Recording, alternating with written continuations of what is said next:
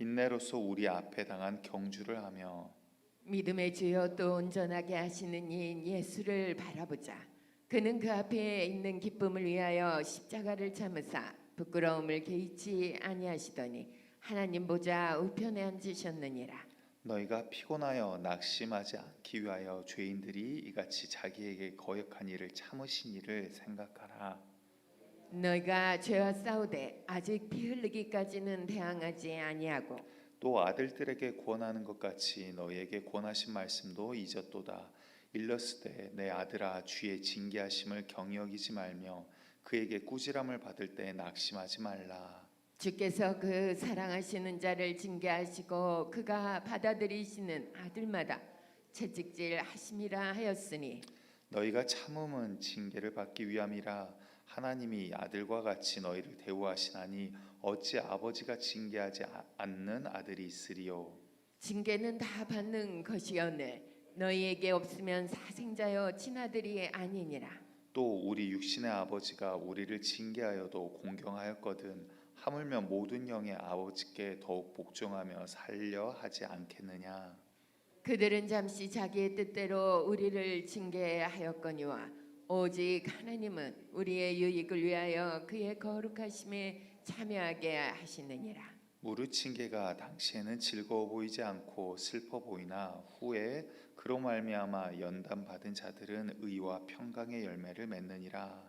그러므로 피곤한 손과 연약한 무릎을 일으켜 세우고 합독합니다. 너희 발을 위하여 곧은 길을 만들어 저는 다리로 하여금 어그러지지 않고 고침을 받게 하라. 아멘.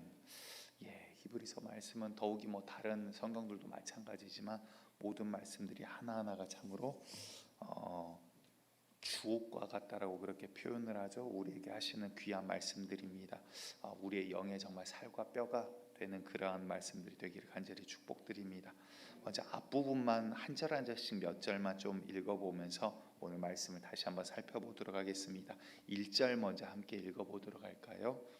예, 1절 함께 읽겠습니다. 시작. 이러므로 우리에게 구름같이 둘러싼 허다한 증인들이 있으니 모든 무거운 것과 얼매이기 쉬운 죄를 벗어버리고 인내로써 우리 앞에 당한 경주를 하며. 아멘. 무슨 말입니까? 우리의 인생은 결론부터 말씀을 드리면 우리의 인생은 경주다라고 지금 성경은 말씀을 하고 있는 거예요. 경주에는 뭐가 있죠? 목적지가 있어요. 첫 번째. 그렇죠. 우리가 어디를 향해서 지금 가고 있는지 알지 못한다라면 아무리 열심히 뛰어도 마라톤 선수가 열심히 뛰는데 전혀 다른 곳을 향해서 뛰어요. 그러면 아무리 열심히 뛰고 아무리 빠르게 뛴다 그래도 그는 결코 승리자, 완주자가 될 수가 없더라라는 것입니다. 그리고 또한 경주에는 뭐가 있냐면 룰이라는 게 있어요. 예를 들어서 갑자기 아이고 가다가 마라톤 선수가 힘들어서 옆에 방송 카메라를 들고 있는 오토바이에 올라탔습니다. 아니면 그냥 의료차에 올라타서 계속 차를 타고 가다가 중간에 다시 뛰어야겠다. 그래가지고 뛴다라고 한다라면 결코 완주자라 말할 수가 없겠죠. 우스갯소리인데 이제 친구가 과거에 이제 특전사를 나왔습니다. 이제 특전 부사관으로 복무를 했었는데 1년에 한 번인가 두 번인가 부산에서 서울까지 천리행군을 한다라고 그래요. 그러니까 4일인가 5일인가 아무튼 한 일주일 가까이를 그렇게 잠을 자지 않고 계속 걷는 이제 그러한 행군이라고 합니다. 생각만 해도 끔찍하고 어마어마하죠. 그런데 이제 그 영광끝 장교이죠. 소령분이 거기에 동행을 하는데 처음에 딱 부대로 출발할 때 양쪽에 이제 다른 부대원들이 다 도열을 해서 막 다 박수를 쳐준대요. 그리고 제일 마지막 이제 도착지에 도착을 할 때 심야에 밤 12시 정도 돼가지고 도착을 하는데 또 먼저 도착한 사람들이 양쪽으로 다 도열을 해가지고 오는 사람들을 다 박수를 치면서 이렇게 환영을 한다라고 합니다. 출발을 딱 하고 하면 일반 부사관들은 다 이렇게 전리행군을 실제로 걸어서 가는데 출발을 하고 몇 시간이 지나면 소령분께서 안 보이신대요. 그리고 나선 도착하기 몇 시간이 되면 수염도 깎지 않고 갑자기 덥수를 한 채로 갑자기 나타나가지고 제일 앞에서 이렇게 걷기 시작하신다라고 합니다. 원래 이제 그러면 안 되겠죠. 안 되겠는데 이제 뭐 군 관계자분 계시면 도대체 누구냐 이러실 수도 있겠지만 뭐 그 친구의 간증에 의하면 그러한 소령 분이 계셨다라고 합니다. 그런데 눈에 보일 때는 뭐 출발지와 완주지가 그렇다라고 하더라도 결코 완주했다라고 이야기할 수는 없다라는 거예요. 우리 믿음의 경주도 마찬가지입니다. 오늘 방금 일제를 보면 이러므로 우리에게 구름같이 둘러싼 허다한 증인들이 있으니, 우리 어제까지 봤던 히브리서 11장의 말씀들이 수많은 믿음의 선조들에 대해서 이야기를 했죠. 뭐 다윗, 삼손, 뭐 사무엘, 수많은 사람들, 모세, 뭐 노아, 우리가 알고 있는 그 수많은 사람들이 다 무엇으로 그들이 살아갔다고요? 믿음으로. 계속 나오는 말씀이 믿음으로, 믿음으로, 믿음으로. 그들이 믿음으로 증거를 얻었고, 믿음으로 살았고, 믿음으로 하나님과 동행을 했고, 믿음으로 의를 행했고, 믿음으로. 다시 말해서 우리도 믿음으로 살아가는 거야. 그 이야기를 계속 하시면서 중간에 믿음이 없이는 하나님을 기쁘시게 할 수가 없다. 하나님께서는 믿음으로 사는 자들을 기뻐하신다. 이런 이야기들을 중간중간 하고 계셨습니다. 이러한 증인들이 있는데 이들이 어떻게 산 거냐? 바로 믿음의 경주를 하였다라고 이야기를 하고 있습니다. 그래서 우리의 인생은 곧 경주인데 이 믿음 안에서 살아가는 경주 가운데 우리가 서 있는 겁니다. 아멘. 그렇기 때문에 이 룰에서 벗어나면 아이고 나 힘들어, 경주 그만둘래, 이게 되지 않는다라는 거예요. 여러분들 이것을 포기하지 말고, 여기에서 이제 낭망이라는 단어를 3절에 쓰는데 낭망하지 말고 이 믿음의 경주를 우리가 이어가기를 간절히 축복드리겠습니다. 근데 이 경주를 방해하는 것들이 있어요. 뭐가 있는지 1절 하반절을 또 보았더니 모든 무거운 것과 얽매이기 쉬운 죄를 벗어버리라 라고 이야기를 하고 있어요. 다시 말해서 마귀가 중간중간에 덫을 깔아놓습니다. 뛰어가지 못하게 발목을 자꾸 잡고 어깨에다가 짐을 지워줘요. 이게 뭐예요? 하나님의 뜻 가운데서 우리가 걸어가지 못하게, 믿음의 경주를 하지 못하게 하려고 자꾸 우리의 시선을 다른 쪽으로 돌리는 거예요. 그게 바로 무거운 짐이에요. 무거운 짐은 다 자꾸 믿음의 경주 가운데 있는 자로 하여금 하나님께서 끌고 가시는데 그 하나님의 뜻에서 벗어나 다시 세상으로 돌아가게 만드는 겁니다. 이게 얼마나 유혹적이고 매혹적입니까? 그래서 바울과 함께 했던 자들도 나중에는 많은 자들이 떠나서 다시 세상으로 돌아가게 됩니다. 그래서 바울이 약간 한탄하듯이 내 주위에 누가 있냐?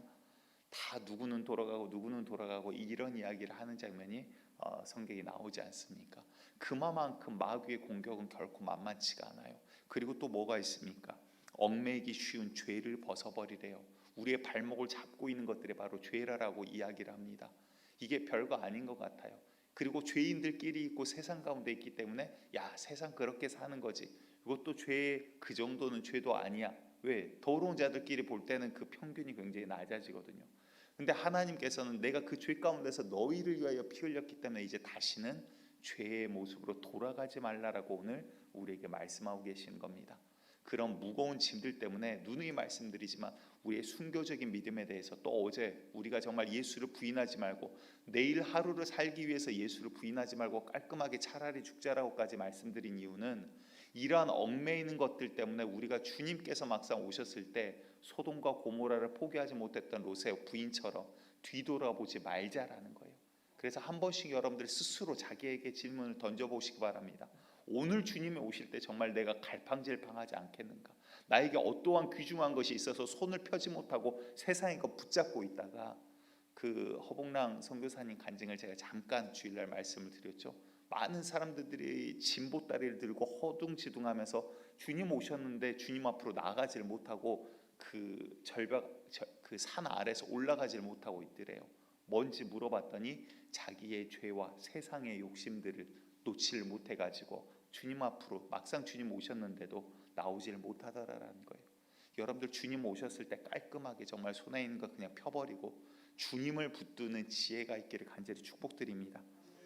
그리고 나서 이제 2절을 우리 함께 보도록 하겠습니다. 2절 함께 읽습니다. 시작. 믿음의 주여 또 온전하게 하시는 이인 예수를 바라보자. 그는 그 앞에 있는 기쁨을 위하여 십자가를 참으사 부끄러움을 개의치 아니하시더니 하나님 보좌 우편에 앉으셨느니라. 아멘. 우리 예수님을 바라보자. 우리 예수님이 어떻게 사셨죠? 세상에 우리와 똑같은 육체를 입고 똑같은 유혹을 받으셨어요. 죄의 유혹들을 받으셨어요. 마귀의 시험을 받았습니다. 사역을 시작하려고 그랬는데 성령의 이끌림을 받아 광야에 나가셨어요. 아마 40일 내내 시험 받는 게 아니라 40일은 성령과 함께 들짐승들과 함께 기도의 시간이었던 것 같아요.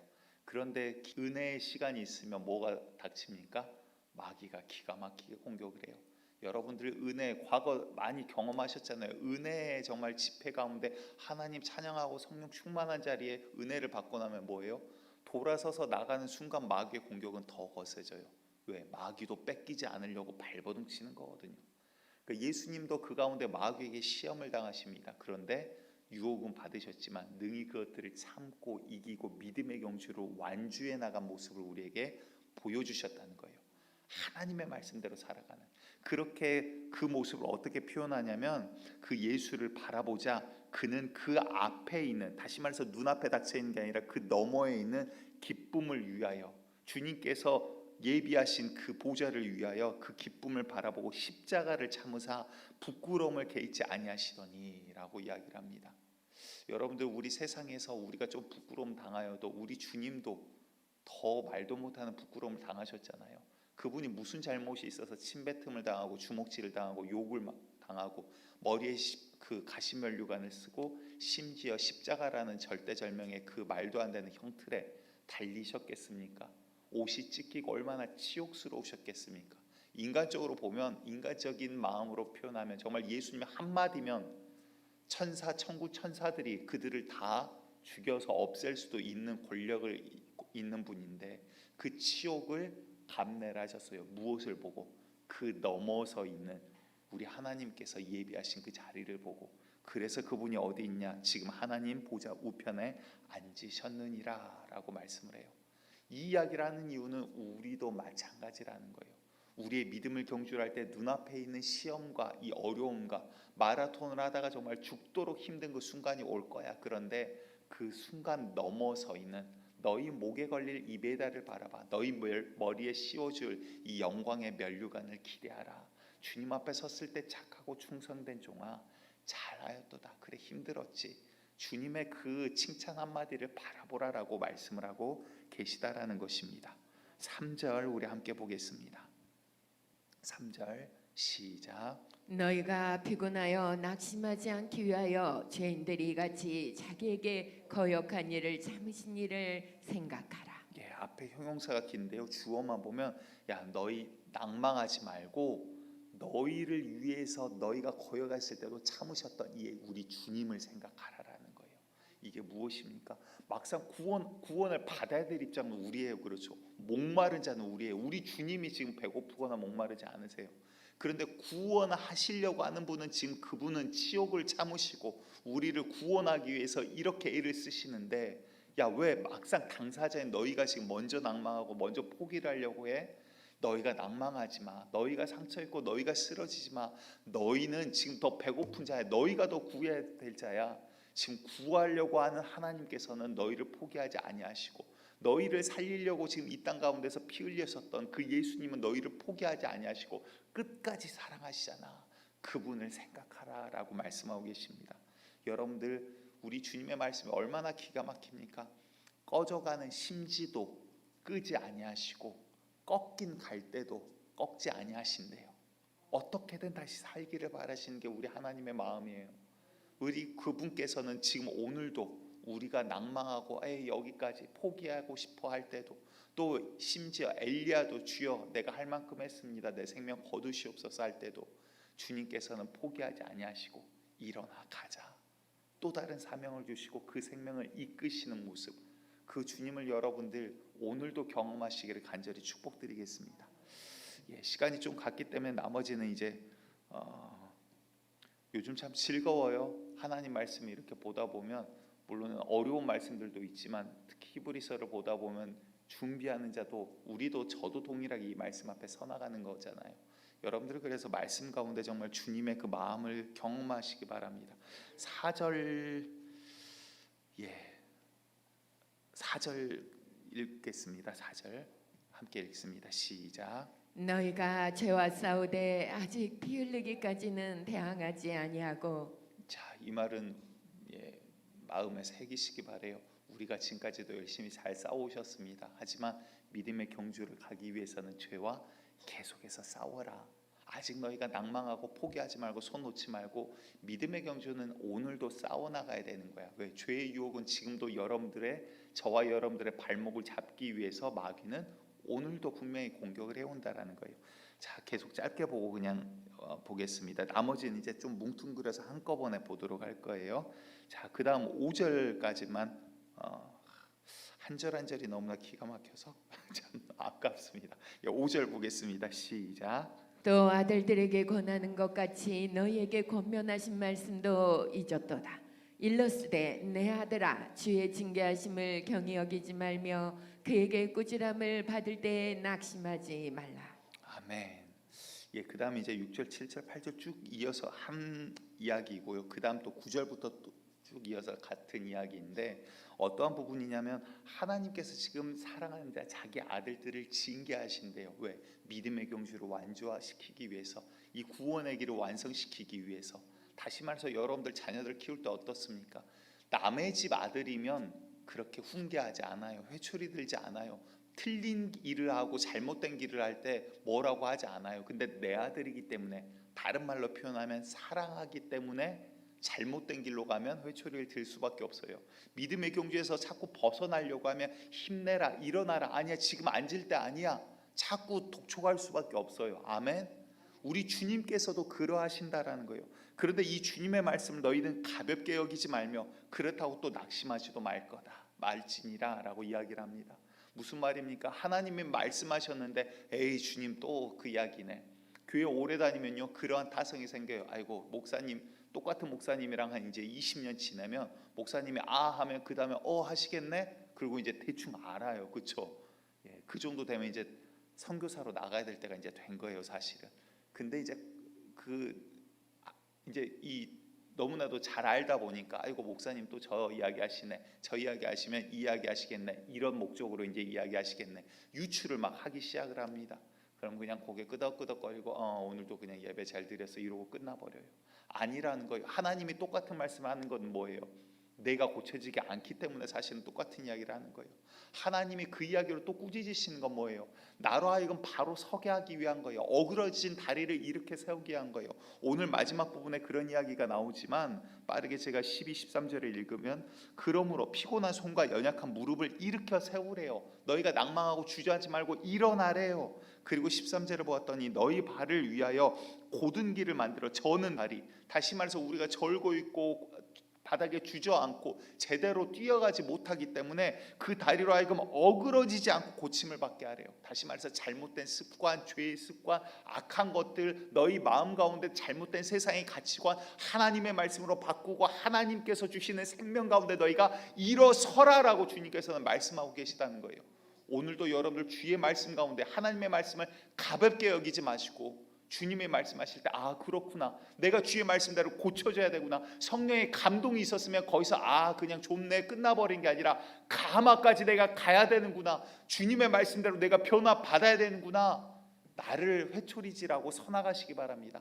하지만 또 너무 그 무게 가운데 아이고 나는 못하겠네 그리고 낭망하지 말라라는 거예요. 그러면서 이것을 받아들여야 될 자세에 대해서 이야기하고 계십니다. 아버지, 세상의 육신의 아버지도 자기의 뜻을 따라서 아들들을 징계함에도 아들들은 어떻게 합니까? 그래도 아버지를 공경하지 아니하냐. 하물며 하늘에 계신 아버지께서 너희를 옳은 길로 진리 가운데로 인도하시기 위해서 징계하고 회초리를 드시는데 너희가 어찌하여 낭망하냐, 그를 더욱더 복종하고 공경하는 것이 맞지 않냐라는 이야기를 하고 계시다라는 것입니다. 그 이유와 목적은 무엇입니까? 우리 하나님께서도 우리를 첫 번째 사랑하시기 때문에. 아멘.